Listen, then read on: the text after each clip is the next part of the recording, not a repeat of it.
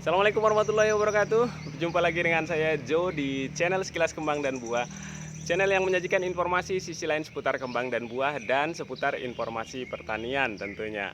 Baik pemirsa, hari ini saya ingin mengajak pemirsa untuk sekedar mengingat-ingat masa lalu.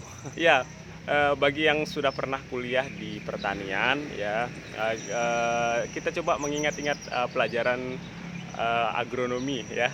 Dan yang belum pernah kuliah, jangan berkecil hati, karena belum tentu yang sudah kuliah juga sesukses yang belum kuliah, ya kan?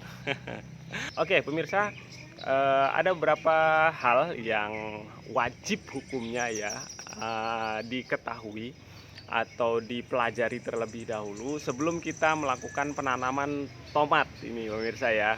Ya, pemirsa, apa saja hal-hal yang harus diketahui, harus dipelajari terlebih dahulu sebelum kita bertani atau spesifiknya sebelum kita melakukan penanaman atau mencoba melakukan eee, budidaya, khususnya tanaman tomat ini ya, pemirsa ya. Baik pemirsa, yang pertama yang harus kita ketahui terlebih dahulu adalah tipe tumbuh tanaman tomatnya, pemirsa ya. Nah, ini saya menanam tomat cherry ya, ini tomat cherry, sudah apa namanya ya, sudah mulai keluar buahnya dan masih sedang berbunga lebat ini ya. Tapi sulur-sulurnya atau tunas-tunasnya masih tumbuh terus. Ya, ngobrol-ngobrol tentang pertumbuhan tanaman tomat ya. Jadi pemirsa harus paham dulu tipe-tipe pertumbuhan tanaman yang kita harus pegang sebagai panduan ya pemirsa. Nah, tidak hanya tanaman tomat, jadi secara umum tipe pertumbuhan tanaman termasuk tomat ini ya pemirsa ya, ada dua, walaupun ada yang mengatakannya tiga ya. Nah, yang dua itu apa? Nah, yang pertama adalah tipe tumbuh atau tipe pertumbuhan determinate. Kemudian yang kedua, tipe tumbuhnya itu indeterminate ya. Walaupun ada yang bilang, ada yang membaginya tiga menjadi semi determinate ya, pemirsa ya.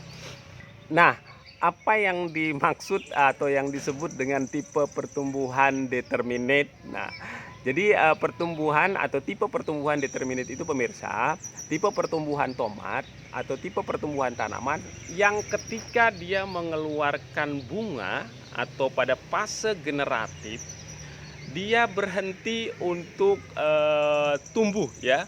Berhenti tumbuh maksudnya berhenti tumbuh tunas-tunas baru lagi. Jadi stuck di situ. Dia fokus ke pembentukan bunga dan buah. Jadi tipe determinate ini biasanya dia tumbuh tidak terlalu tinggi dan seperti semak begitu ya. Ketika mengeluarkan bunga dan buah, tunas-tunas yang lain atau pertumbuhan tunas yang baru itu stuck, berhenti di situ ya. Nah, kemudian yang kedua, tipe pertumbuhan yang indeterminate. Nah, ini adalah salah satu tumbuhan atau salah satu jenis tomat yang tipe pertumbuhannya indeterminate ya, yang saya tanam ini pemirsa. Nah, seperti inilah dia nih. Jadi pertumbuhan tanamannya terus aja tumbuh walaupun dia sudah melalui fase generatif, sudah mengeluarkan bunga dan buahnya. Dia tetap tumbuh aja. Jadi kadang-kadang tanaman ini sampai tingginya bisa mencapai 2,5 sampai 3 meter ya pemirsa ya. Kalau misalnya dibiarkan begitu saja. Nah, ini yang disebut dengan tipe pertumbuhan indeterminate pemirsa. Jadi itu ya bedanya ya. Kalau bahasa awamnya buat kita ya, petani gitu biasa di lapangan itu ribet teori. Jadi bahasa bahasa awamnya tipe determinate dan indeterminate itu pokoknya udah ini jenis yang tipenya tidak merambat atau jenis yang tipenya merambat gitu aja, udah selesai gitu kan. Nah, kenapa kita perlu tahu tipe pertumbuhan tanaman tomatnya pemirsa? Ini kaitannya atau ada hubungannya dengan teknis perawatannya nanti. Kemudian yang kedua pemirsa yang harus dan wajib sekali diketahui ketika kita ingin berbudidaya tanaman tomat. Tomat ini pemirsa adalah jenis tanaman yang cukup apa ya, nggak rewel sebenarnya, cuman dia itu sangat sensitif atau peka sekali dengan cara kita memberikan pengairan. Dia butuh penyiraman yang konsisten. Jadi dia perlu sekali orang yang konsisten terhadapnya. Jadi ketika kita ingin memberikan pengairan atau melakukan penyiraman, hari ini disiram, kemudian 2 hari tidak disiram, dan hari ketiganya diberikan air lebih gitu, lebih banyak lagi. Kita anggap 2 hari nggak disiram nih, ditambahin aja yang banyak. Nah ini yang berbahaya, yang tomat kadang-kadang nggak suka gitu kan. Iya sayang. Oh, oke. Sebentar. Itu tomatmu udah tumbuh tuh. Kamu mau panen Kak? Ya, jadi itu ya pemirsa ya. Dia ingin disiram teratur. Ya, kuncinya di konsistensi. Nah, baik pemirsa. Kemudian yang ketiga yang harus diperhatikan adalah pemangkasan. Nah, ini tomat ini perlu banget kita melakukan pemangkasan, apalagi ketika dalam fase atau ketika masuk pada fase generatif seperti ini ya. Kita harus mengurangi dahan-dahan yang sudah tidak produktif di bagian bawah, kemudian daun-daun yang kira-kira akan menyaingi atau bersaing dengan proses pembentukan buah, kita harus buang.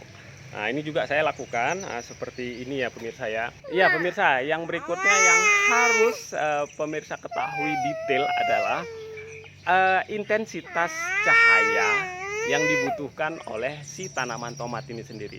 Ya pemirsa, tanaman tomat ini butuh intensitas cahaya yang tinggi ya. Jadi kalau misalnya pemirsa ingin menanam tomat, usahakan jangan terlalu ditanamnya jangan di tempat yang ternaung banget. Jadi jika ditanam di tempat yang ternaung banget, dikhawatirkan nanti tanaman tomat ini tidak akan berbuah dengan baik atau tidak mengeluarkan buah dengan baik, karena pada fase generatif tanaman juga perlu intensitas cahaya yang cukup tinggi ya.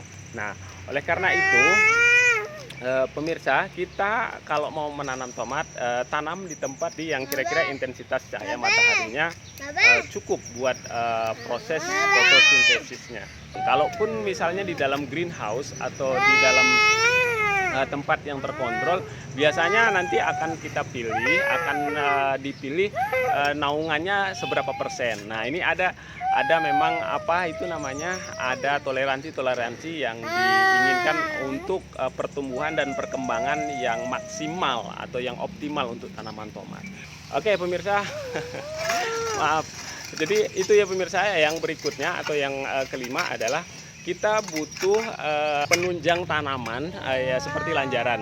Baik untuk tanaman tomat yang tipe pertumbuhannya determinate maupun yang indeterminate itu tetap butuh penunjang. Jadi harus siap-siap dulu ya, setelah menanam tomat harus disiapkan perangkat-perangkat yang akan kita gunakan untuk mendukung pertumbuhan dan perkembangan tanaman tomatnya. Gitu ya pemirsa ya. Ya ini lagi agak rewel, kita harus break dulu kayaknya. Oke pemirsa, mudah-mudahan informasi yang sangat singkat ini bisa bermanfaat, tetap berkah dan menjadi buah yang baik. Wassalamualaikum warahmatullahi wabarakatuh. Yo.